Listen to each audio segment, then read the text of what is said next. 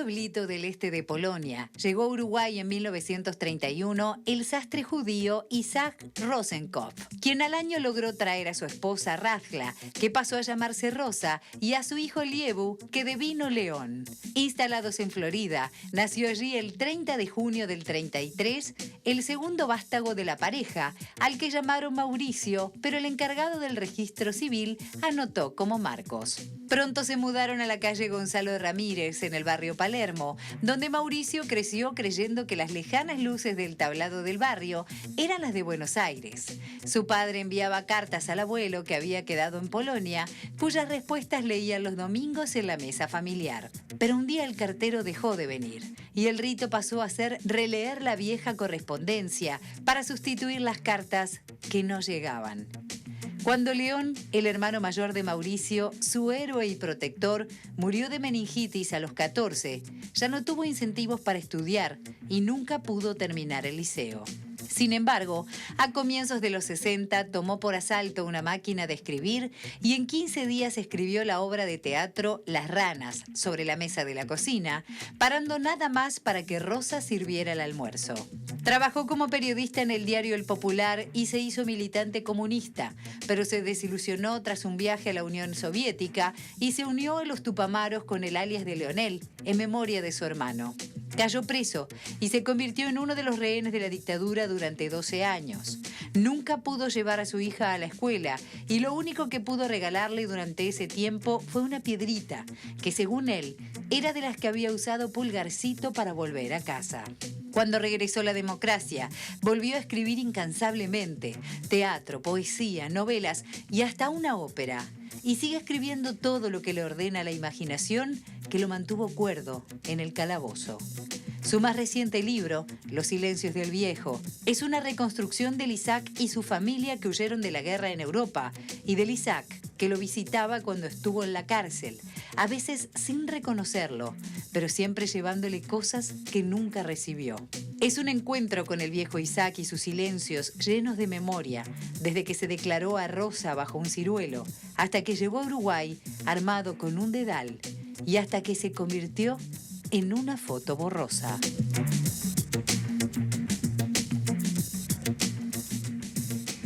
Bienvenido. Lo parió. ¿Le gustó? Impresionante.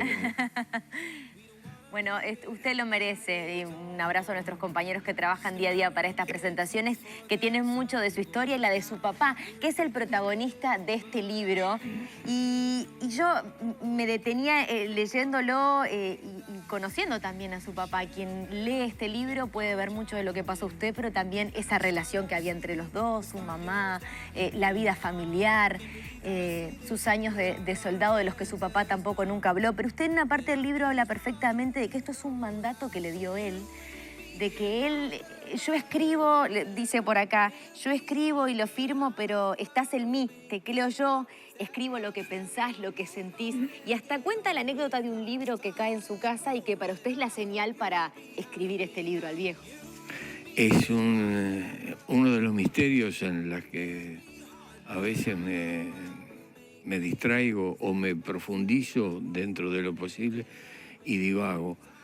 De alguna manera hay señales que se producen, que uno interpreta y le dan un cambio de conducta, por ejemplo. Eso que vos contabas del libro está en el escritorio que tengo hoy, se desplomó los libros de un estante y había un libro que era de mi padre, que no se le llevó al hogar de ancianos porque le dieron el desalojo, porque, bueno, los días que yo estuve en Cana, y lo dejó ahí y yo nunca lo había visto.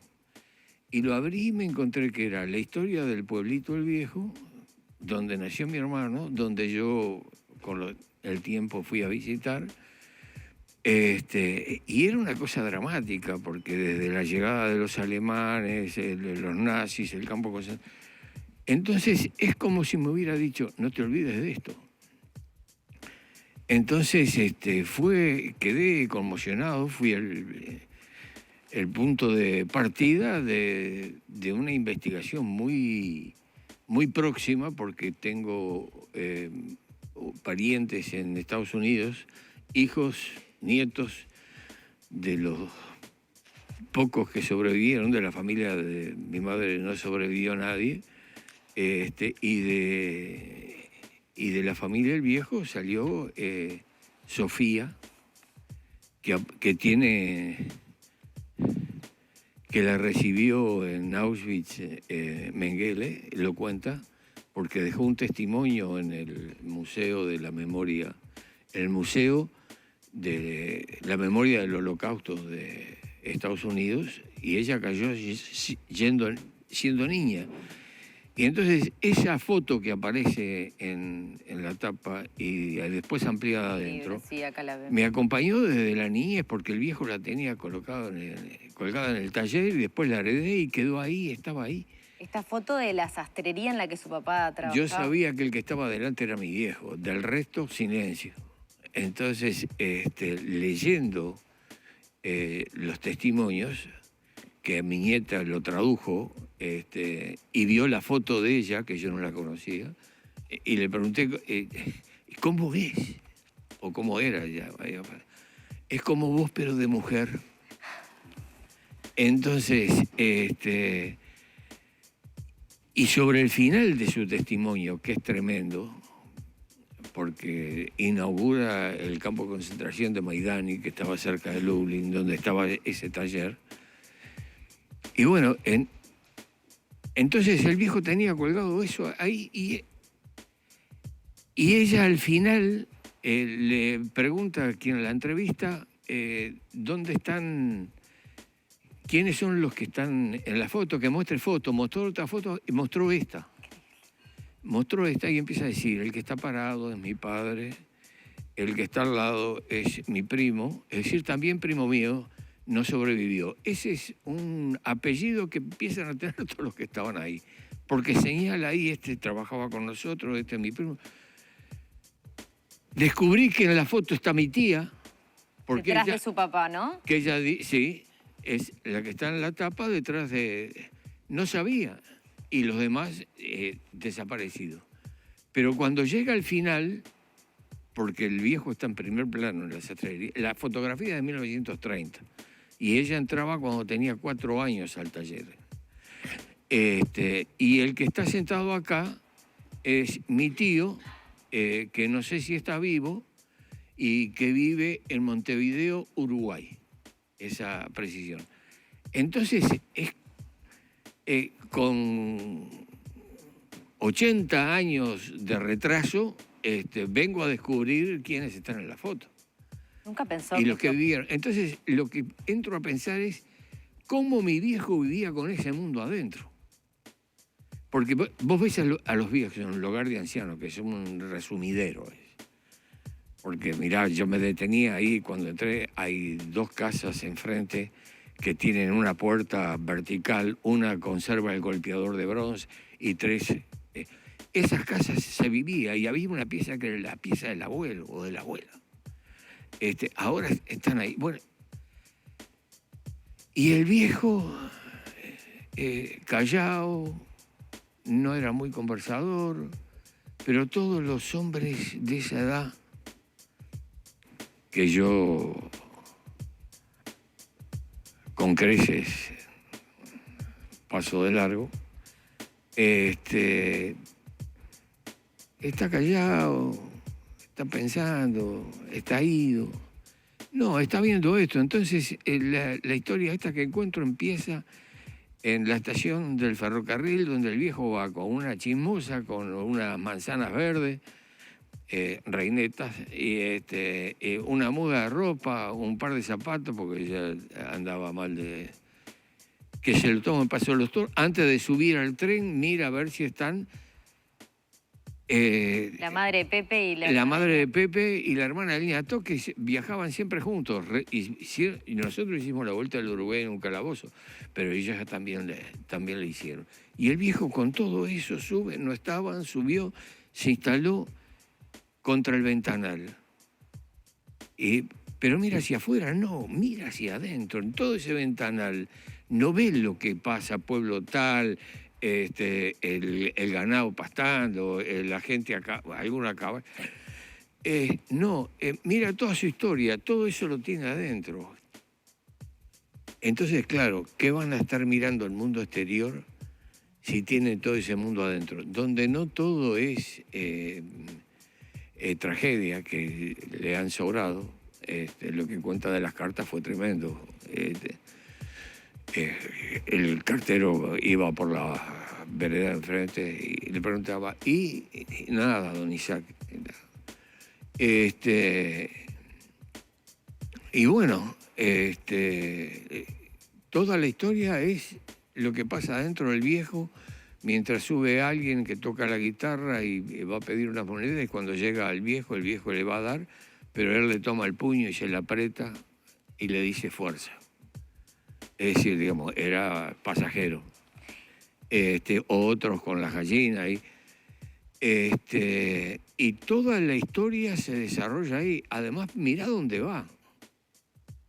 El viejo me dijo en una visita de esas abstracciones que tiene, que no sabe si las palabras salieron del cerco de los dientes, como dicen en la Odisea. Nunca pensé que mi vejez iba a ser así. Y entonces el viejo, todo eso transita así, hasta la vuelta. Y bueno, carga con ese mundo exterior, interior, y también con el recuerdo que esa fue una, en medias palabras, que recogí de casa, que el viejo se le declaró al pie de un ciruelo donde la vieja estaba de muchacha, rescatando las maduras.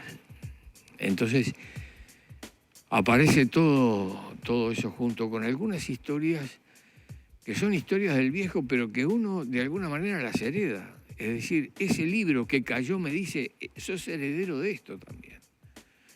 Entonces, hay historias que cuento que quedan integradas como si yo se los contara a su memoria. Te la cuento. Hace algunos años se hizo un documental, la ORT lo había encargado, lo hacía un formidable tipo, Stavsky, que se llamaba A pesar de Treblinka, o Después de Treblinka, que eran sobre los sobrevivientes de un campo de exterminio. Entonces, me llama por teléfono y dice, mirá, estamos haciendo esta película así, nos vamos a reunir, queremos entrevistarte además y queremos que participes, que se van a juntar todos. Entonces, a mí me impresionó eso. Y mi respuesta le dije, no, mirá, yo no quiero poner una historia al lado de la otra, acá hay una historia de padecimientos y me parece que yo no... Sería como una falta de respeto, lo sentí. Entonces insistió y quedó así, que no, porque fíjate, con lo que estaba, entre ellos estaba la viuda de un amigo de mi viejo, amigo mío también, que me dejó en herencia la Olivetti, donde sigo escribiendo, que había estado, que lo habían fusilado y se tiró antes y de noche nadó entre los muertos, y se integró a los partisanos. Entonces estaba lleno de historias, eran 40, 50. Entonces a los pocos días recibo una carta con un cabezal, con unos dibujos y un texto muy breve y la firma de todos los sobrevivientes. El texto decía que queremos que tu lugar es este, que tenés que venir, porque vos también sos la memoria. Es el misterio de la memoria. Digamos, oigo memoria y veo la manifestación, donde además me alteran las fotos porque reconozco a uno, a otro que estuvieron conmigo, Cañeros, yo qué sé, Botija. La memoria no envejece, dice usted. Es eterna. Las cosas que recordé. Bueno, entonces voy ahí, entonces nos sentamos en una avenida ahí con palmeras, que desemboca en la playa Ramírez, que es la playa de mi infancia, se sientan todos, han venido pulcros, bien, frescos, es la resurrección. Me piden que lea de las cartas que nos llegaron, entonces yo elijo el párrafo final o los capítulos finales de la primera parte, donde se produce en un campo de exterminio un alzamiento que le prenden fuego al horno crematorio. Y le quitan las armas a 2 soldados ucranianos y tiran abajo una puerta y hay tiroteo, fugan como 400. Entonces, y lo terminó con eso, digamos, esa resistencia. Termina, estaba Starsky con la cámara sobre unos rieles, hay un descanso, y durante la lectura yo levantaba la vista y enfrente a mí yo tenía un hombre delgado, alto, trajeado, bien vestido, los zapatos muy lustrados, sombrero gris. Y cada vez que me cruzaba la mirada con él mientras leía, hacía un gesto de afirmación. Entonces termina, lo llama a él, me paro yo, le digo, bueno, quiero que se conozcan. Entonces, a él le dice, bueno, usted ya lo conoce porque lo hemos presentado. Y me dice a mí, él es Gilles Reichmann, uno de los organizadores del incendio de la cámara de gas y de los que se fugaron y sobrevivieron de Treblinka. ¿Cómo escribí yo eso? Y tiempo después me encuentro con alguien. Eso es y después volviendo a la tierra, digamos, alguien me dice al oído que él tiene necesidad de ir al baño, que yo conozco porque estaba por la intendencia entonces, entonces vamos los dos,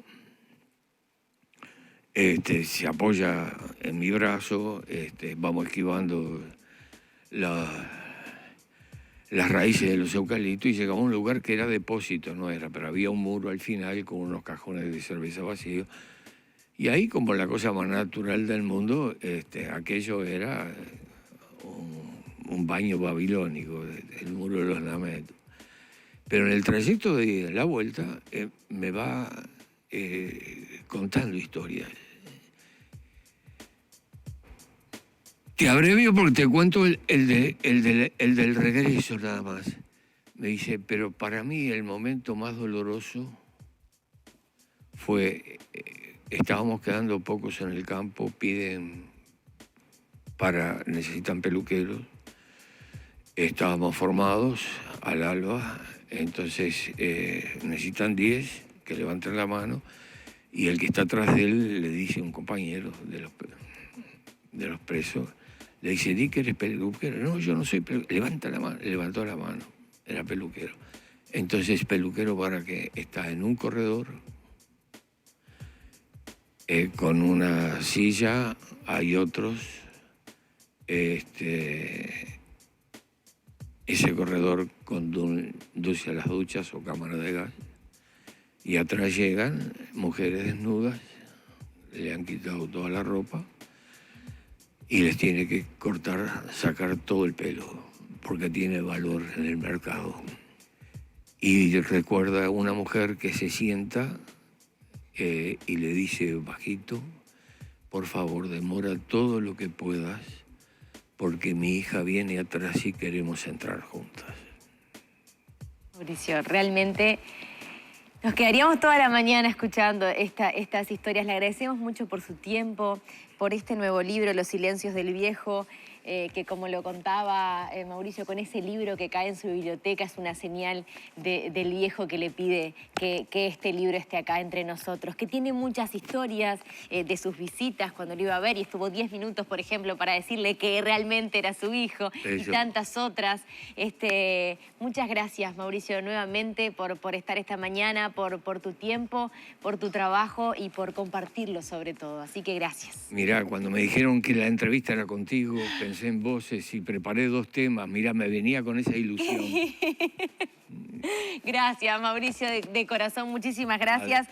Los silencios del viejo, el último libro de Mauricio Rosenkopf que ustedes pueden tener y disfrutar. Una historia de vida, de familia. Un hombre con muchos silencios, pero que está en este libro. Muchas gracias nuevamente. Genio de los genios. Nos vamos rápidamente a la cocina con Leti.